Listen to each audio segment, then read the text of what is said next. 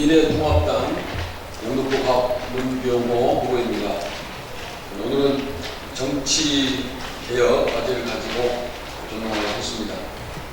다른 후보들은 지리가 멀어서 여기 오시기가 힘드는데 저희도 가까워서 전문가에 자주 올 수 있어서 아주 좋습니다. 저는 통합신당 준비위원회 정치혁신 특별위원장을 맡았습니다. 그리고 최근까지 살펴보니까 정치혁신에 대한 의제나 이슈화가 거의 안 되고 있는 것 같습니다. 이것은 민주당이나 미래통합당 똑같이 정치혁신에 대해서 큰 이슈 제기를 하고 있지 않는 것으로 보여집니다. 그래서 정치혁신에 앞장서온 문병호 후보는 오늘 정치혁신 7대 개혁과제를 발표하고 오늘 김종인 대표께 이 과제를 당의 정치혁신 과제로 채택하도록 건의를 할 생각입니다. 제가 준비한 기자회견문을 낭독하도록 하겠습니다. 21대 국회에서 7대 정치개혁 과제를 실천하여 국민들로부터 사랑받는 정치를 만들겠습니다. 존경하는 국민 여러분, 사랑하는 영등포구 주민 여러분, 그동안 저는 시대착오적인 구태 정치를 혁신하기 위해 고난의 길을 걸어왔습니다. 돈키호테라는 소리도 들었습니다. 하지만 저는 멈추지 않겠습니다. 한국 정치가 선진화되고 국민들이 사랑하는 정치가 될 때까지 저는 계속 도전할 것입니다. 이를 위해 오늘 저는 총수로 21대 국회에서 추진할 정치개혁 7대 과제를 말씀드리고자 합니다. 첫째, 국회의원 세비 50%를 삭감하고 특수활동비를 전면 폐지하겠습니다. 지난 3월 22일 저는 신종 코로나 사태 극복 때까지 세비 50%를 반납하겠다고 약속한 바 있습니다. 반납하자고 제안한 바 있습니다. 더 나아가서 저는 세비의 50% 삭감을 추진하겠습니다. 국회의원의 쌈짓돈이 되어버린 특수활동비도 전면 폐지하겠습니다. 지난 국회에서 국회의원 특수활동비 폐지 논의가 있었고 일정 부분 폐지가 됐습니다만 아직도 전면 폐지는 되고 있지 않습니다. 우리나라 국회의원의 세비 총액은 세계 10위, GDP 기준 세계 5위, 구매력 기준으로 세계 2위라고 합니다. 올해 2020년 국회의원의 총 연봉은 1억 5,188만 원에 이릅니다. 이것이 특권이 아니고 무엇이겠습니까? 국민들이 먹고 사는 문제는 무능하면서도 국회의원들의 연봉만 많은 정치는 비정상적인 것입니다. 저는 21대 국회에서 반드시 국회의원의 세비 50% 삭감과 특수활동비 폐지를 추진하여 국민의 상식에 부합하는 정치를 만들겠습니다. 둘째, 국회의원의 불체포 특권과 면책 특권을 폐지하겠습니다. 우리나라 헌법은 면책 특권으로 국회의원의 자유로운 발언을 보장하고 불체포 특권으로 의정활동을 위한 신체의 자유를 보장하고 있습니다. 하지만 요즘 이들 제도의 의미는 거의 사라졌습니다.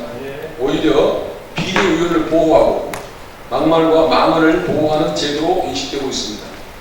이제 과거와 같은 독재 권력의 부당한 의정활동 억압은 사라졌다고 봐야 합니다. 저는 20대 국회에서 헌법이나 법률을 개정해 국회의원 불체포 특권과 면책 특권을 폐지하거나 폐지 수준으로 줄이겠습니다.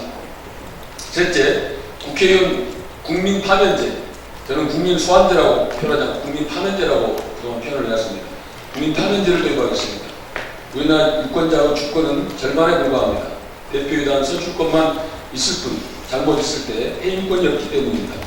이를 보완하기 위해 2007년부터 자치단체장이나 지방의원에 대해서는 주민소환제가 도입됐습니다. 하지만 국회의원에 대한 국민소환제는 아직 도입되지 않고 있습니다. 그러다 보니 국회의원이 비리를 저지르거나 막말과 망언을 일삼아도 유권자가 파면할 길이 없습니다. 저는 21대 국회에서 반드시 국회의원 파면제를 도입하겠습니다. 그래서 유권자들이 50% 주권이 아니라 해임권까지 100% 주권을 행사할 수 있도록 하겠습니다.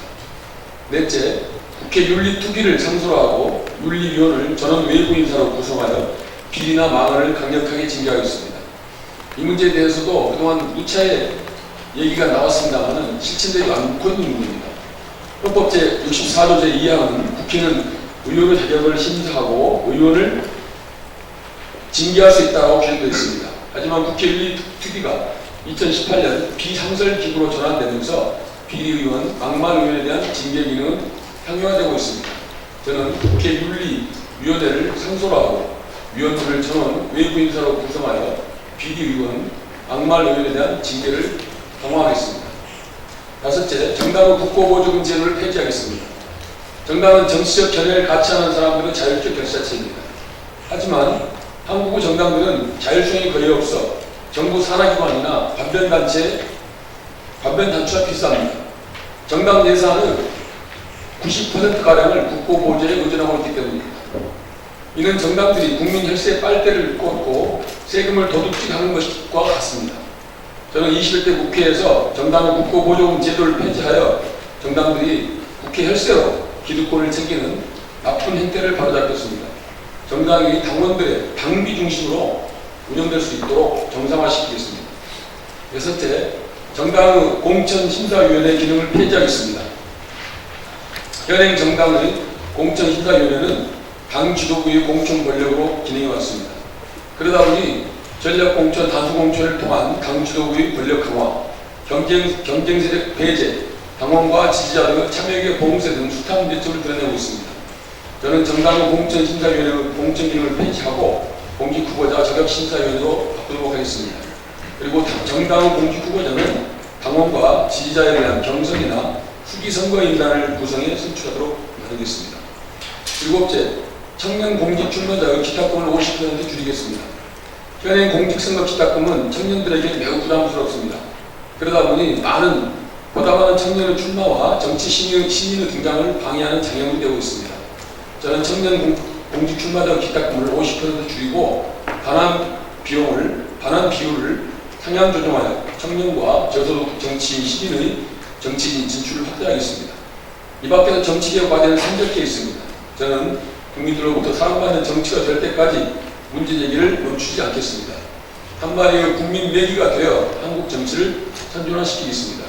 저 문병호가 국민들이 사랑하는 정치를 만들 수 있도록 국민 여러분과 영등포 국민 여러분이 많은 관심과 성원을 부탁드립니다. 감사합니다.